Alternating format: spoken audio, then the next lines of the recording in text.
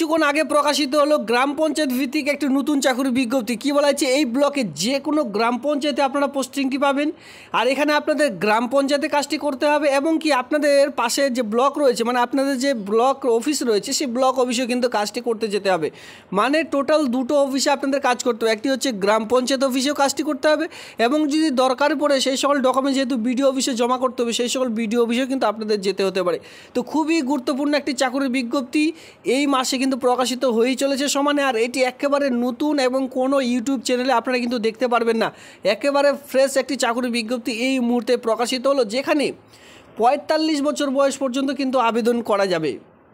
তো বন্ধুরা, ভিডিওর শুরুতে আমি কিন্তু আপনাদের দেখিয়ে দিলাম যে বিভিন্ন রকম গ্রাম পঞ্চায়েতে কিন্তু এই মুহূর্তে আবারও চাকরির বিজ্ঞপ্তি প্রকাশিত হলো। আর এই মাসে কিন্তু সমানে গ্রাম পঞ্চায়েত ভিত্তিক চাকরির বিজ্ঞপ্তি প্রকাশিত হয়ে চলেছে। আজকের যে পোস্ট রয়েছে সেটা কিন্তু বিডিএসপি পোস্টে চাকরির বিজ্ঞপ্তি আপনারা দেখতে পারবেন, যেখানে আপনারা অফলাইনের মাধ্যমে আবেদন করতে হবে। আপনাদের যে বিডিও অফিস রয়েছে সেই বিডিও অফিসে গিয়ে ফর্মটি আপনাদের জমা করতে হবে। তাছাড়াও এখানে কী কী ক্রাইটেরিয়া কোয়ালিফিকেশন রয়েছে সমস্ত রকম জানাবো আজকের একটি ভিডিওর মাধ্যমে। প্রথম থেকে শেষ পর্যন্ত ভিডিওটি দেখলে কমপ্লিট ইনফরমেশন একটি ভিডিওর মাধ্যমে কিন্তু আপনারা পেয়ে যাবেন। তাহলে বন্ধুরা, আপনারা দেখছেন আপনাদের প্রিয় কেবি বাংলার পক্ষ থেকে আপনাদের সকলকে স্বাগত। তো দেখুন, ইতিমধ্যে নোটিশগুলি বা সমস্ত রকম পিডিএফ ডাউনলোড করবার জন্য আপনাদের গ্রাম পঞ্চায়েত ভিত্তিক যে কোনো রকম ডাউনলোড করবার জন্য, যেহেতু আমি department of panchayat rural development government of West Bengal officially সাইটে ইতিমধ্যে ভিজিট করেছি। আপনারা চাইলে কিন্তু নোটিশটি ডাউনলোড করার জন্য এই সাইটে আপনাদের ভিজিট করতে হবে, যার অফিসিয়ালি সাইট হচ্ছে prd.wb.gov.in। এই সাইটে আপনারা যখনই ক্লিক করবেন এই সাইটে সরাসরি চলে আসতে পারবেন। এবার এখানে যত রকম রিক্রুটমেন্ট এখানে দেখতেই পাচ্ছেন, 3 ডট লাইন থেকে গিয়ে আপনার কেরিয়ার সেকশানে গিয়ে রিক্রুটমেন্টের নোটিশটি ডাউনলোড করতে পারবেন। এবার ধরুন অনলাইনে আবেদন করবেন, সেক্ষেত্রেও কিন্তু এখানে ধীরে ধীরে নিচে স্ক্রল ডাউন করলে ধীরে ধীরে কিন্তু এখানে আপনারা দেখে নিতে পারবেন যে আপনাদের কোন কোন যে রিক্রুটমেন্ট সে সকল চলছে। যেখানে আপনারা দেখতে পারবেন পঞ্চায়েত রিক্রুটমেন্ট, যেহেতু আমরা আজকে গ্রাম পঞ্চায়েতের রিক্রুটমেন্টই দেখাবো, পঞ্চায়েত রিক্রুটমেন্ট দেখতে পাচ্ছেন, এখানে জাস্ট একটিবার ক্লিক করবেন। তাহলে গ্রাম পঞ্চায়েতের যে পঞ্চায়েত রিক্রুটমেন্টের যে অফিসিয়ালি সাইট সেটা কিন্তু আবার আপনাদের সামনে এভাবে করে ওপেন হয়ে চলে আসবে। তো এখান থেকে আপনাদের সেই যে রিক্রুটমেন্ট সেটা কিন্তু ডাউনলোড করে নিতে হবে। আর আপনারা যদি চান যে সরাসরি নোটিশটি ডাউনলোড করবেন, সেক্ষেত্রে আমি আপনাদের বলবো সরাসরি আপনারা চলে যান সেই ডিসক্রিপশন বক্সে, সেখানে পেয়ে যাবেন টেলিগ্রাম গ্রুপের লিঙ্ক, সেখানে চলে যান। সেখান থেকে কিন্তু নোটিশগুলি খুব সহজেই ডাউনলোড করে নিতে পারেন। প্রত্যেকটি নোটিশ কিন্তু আমি টেলিগ্রাম গ্রুপে অলরেডি দিয়ে রেখেছি। দেখুন, যে পোস্টটির নাম রয়েছে সেটি কিন্তু বিডিএসপি, গ্রাম পঞ্চায়েতে ইতিমধ্যে ভিআরপির মতো সিআরপি, এর সঙ্গে ডিএলটি। দেখুন, বিভিন্ন ধরনের আপনারা কিন্তু পোস্টগুলি এই 2025 সালে দেখতে পাচ্ছেন। এই যে বিডিএসপি পোস্টগুলি রয়েছে, যেখানে আপনারা যখনই এই সকল কাজগুলি পাবেন, ধরুন আর কাজের যে ছেলে মেয়ে সে সকল প্রয়োজন নেই, সেক্ষেত্রে একেবারে 5 বছর পর যদি প্রয়োজন হয়, একবারে 5 বছর পর আপনারা রিক্রুটমেন্টগুলি দেখতে পারবেন। তো এই সকল রিক্রুটমেন্ট খুবই সংক্ষিপ্ত। তো সেক্ষেত্রে আমি আপনাদের বলবো, যেহেতু আবেদন চলছে, সেক্ষেত্রে সকলে কিন্তু আবেদন করে নেবেন যাদের এই সকল ক্রাইটেরিয়া রয়েছে। এখানে আমরা নির্বাচন প্রক্রিয়া দেখে নেব, মানে কিভাবে সিলেকশন প্রক্রিয়া কী রয়েছে। সকল আবশ্যিক শর্ত পূরণের সাপেক্ষে যোগ্য প্রার্থীদের মাধ্যমে নির্বাচিত করা হবে।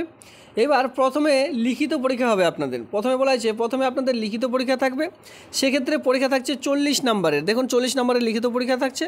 তারপর মৌখিক পরীক্ষা থাকবে, যেখানে আপনারা দেখতে পাচ্ছেন 10 নম্বরের। যারা 40 মার্কের এই যে রিটেন টেস্ট উত্তীর্ণ হবেন তাদের জন্য মেরিট লিস্ট তৈরি করা হবে।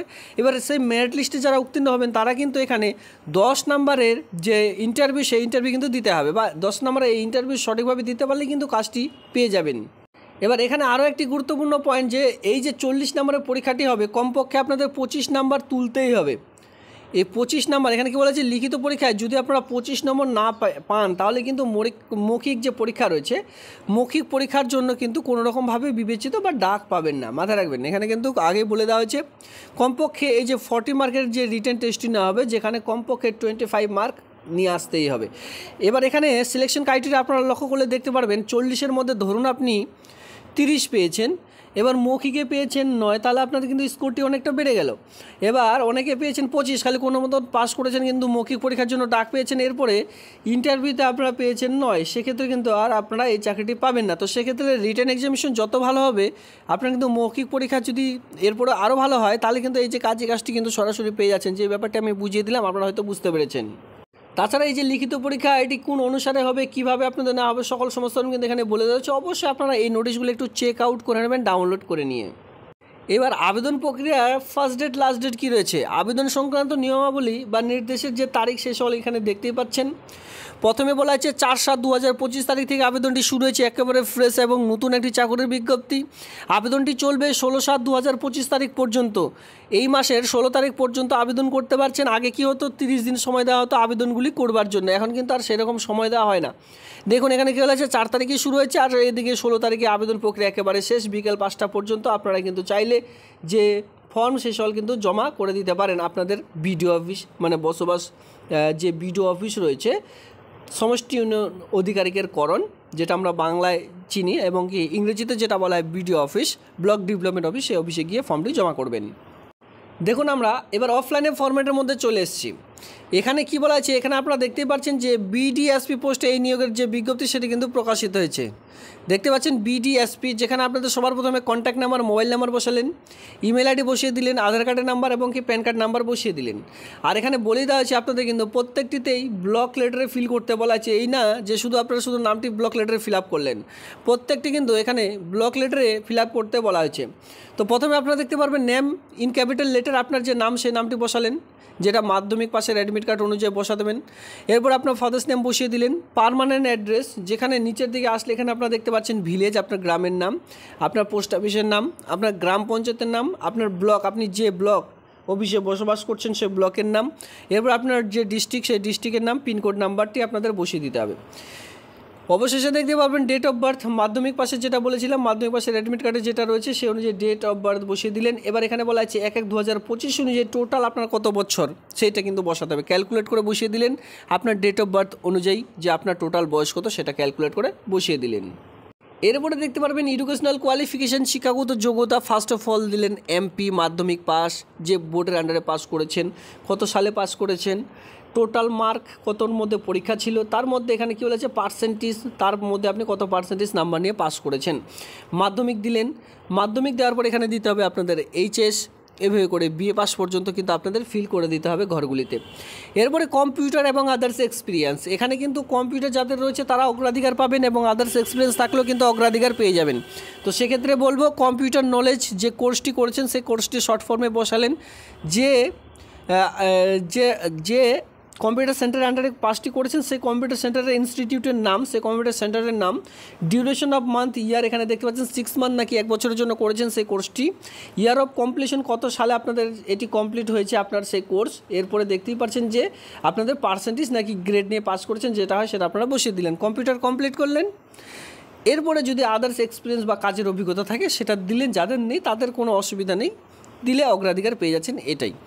এবার নিচের দিকে চলে আসুন, এখানে আপনার নামটি বসিয়ে দিতে বলা হয়েছে। এরপরে সিগনেচার অফ দ্য ক্যান্ডিডেট, পুরো সিগনেচার করে দিলেন, ডেট প্লেস দিয়ে এর সঙ্গে যাবতীয় ডকুমেন্টস একসঙ্গে অ্যাটাচ করে দিয়ে আধার কার্ড, ভোটার কার্ড, আপনার কোয়ালিফিকেশান, আপনার অ্যাডমিট, এই সকল সমস্ত নাম সেলফ অ্যাটাস্টেড করে একটি খামের মধ্যে ভরে ড্রপ বক্সে, মানে বিডিও অফিসের যে ড্রপ বক্স সেখানে রাখা রয়েছে, ড্রপ বক্সে গিয়ে ফর্মটি জাস্ট জমা করে দিন। নির্দিষ্ট সময়ের মধ্যে বিকেল 5টার মধ্যে আবেদন প্রক্রিয়া একেবারে কমপ্লিট হয়ে যাবে। আবেদনপত্রটি ডাউনলোড করবার জন্য এই সাইটে আপনাদের ভিজিট করতে হবে, আপনারা অন স্ক্রিনে দেখতেই পাচ্ছেন। তাছাড়া দেখতে পাচ্ছেন এখানে বলা আছে আবেদন প্রক্রিয়ার সেই যে বিডিও অফিস রয়েছে সেখানে ড্রপ বক্স রাখা রয়েছে, সেখানে গিয়ে ফর্মটি জমা করে দিন।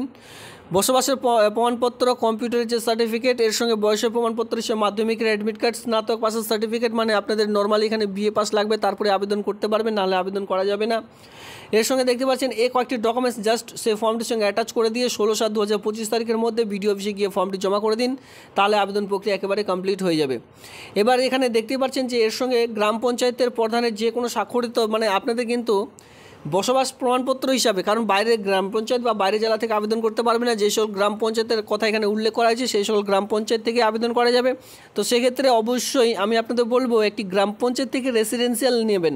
আর এখন তো গ্রাম পঞ্চায়েতের রেসিডেন্সিয়াল অনলাইনে ফিল আপ করে সেই রেসিডেন্সিয়ালটি অফলাইনের যে ফর্মেট রয়েছে এখানে অ্যাটাচ করে দিয়ে তারপরে ফর্মটি জমা করবেন, তাহলে আপনাদের রেসিডেন্সিয়াল প্রুফ কমপ্লিট হয়ে যাবে। এরপরে নিচে উপরের দিকে আসলে এখানে আপনারা দেখতে পারবেন যে সকল পয়েন্টগুলো খুবই গুরুত্বপূর্ণ, যা সে সকল দেখিয়ে দিচ্ছি। এখানে আপনাদের বলা হয়েছে যে কিসের জন্য, মানে কোন কাজের জন্য এখানে আপনাদের নিয়োগ করা হচ্ছে। এখানে বিভিন্ন ধরনের যে ব্যবসার ধারণ, এই যে ব্যবসার ধারণা সে তাদেরকে ডেভেলপ কীভাবে করতে হবে, কীভাবে আপনারা ব্যবসার পদোন্নতি করবেন বা উন্নতি করবেন, এই সকল ধারণা আপনাদের দিতে হবে। এই সকল বিষয়ের উপর কিন্তু আপনাদের জাস্ট এই সকল কাজগুলি রয়েছে, ঠিক আছে, যেখানে আপনাদের বাংলা ভাষায় লিখতে পড়তে এবং কি বলতে জানতে হবে। এরপরে দেখুন যেই সকল ব্লকের কর্মক্ষেত্র কোথায় রয়েছে, এই ব্লকের বিভিন্ন রকম ব্লক রয়েছে। যেমন ধরুন এখানে বসবাসের স্থান, গ্রাম পঞ্চায়েত দেখতে পাচ্ছেন মাথাভাঙ্গা 1 ব্লকের 10টি গ্রাম পঞ্চায়েত, মাথাভাঙ্গা 1 ব্লক। যে ব্লকে আপনাদের ফর্মটি জমা করতে হবে সেটা হচ্ছে মাথাভাঙ্গা 1 নম্বর ব্লকে, যেখানে 10টি গ্রাম পঞ্চায়েত রয়েছে। শিকারপুর, গোপালপুর, হাজারহাট 1, হাজারহাট 2, কুরসামারি, এরপরে নয়ারহাট, এরপরে দেখতে পাচ্ছেন যে কেদারহাট, এরপরে জোরপটকি, পচাগড়, এরপরে এবং কি বৈরাগীরহাট। এই যে আপনাদের বাসস্থানে মানে গ্রাম পঞ্চায়েতের নামগুলি বলা হয়েছে এখানে আপনারা দেখতে পাচ্ছেন। টোটাল 10টি গ্রাম পঞ্চায়েত। এই সকল গ্রাম পঞ্চায়েত থেকে বসবাস করে থাকলে এই আবেদনটি আপনারা কিন্তু আবেদন করে নিন, শুধুমাত্র আপনাদের জন্যই।